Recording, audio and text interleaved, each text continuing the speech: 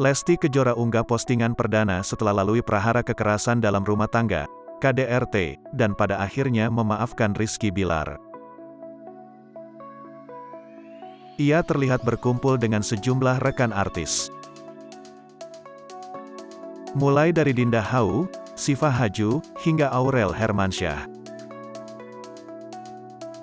Netter pun menyoroti jari manis Lesti Kejora yang terlihat kosong tak dipasangi cincin seperti rekan-rekannya yang telah menikah.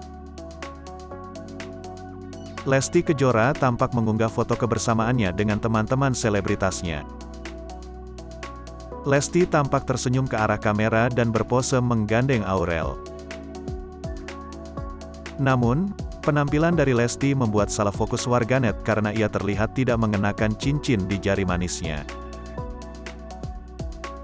Berbeda dari teman-temannya yang telah menikah tampak mengenakan cincin di jari manis mereka.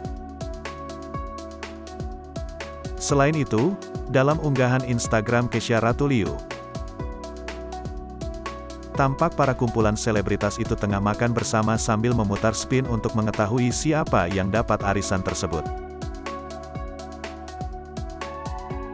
Lesti tampak hanya terdiam dan memegang ponselnya saat teman-temannya mengabadikan momen tersebut.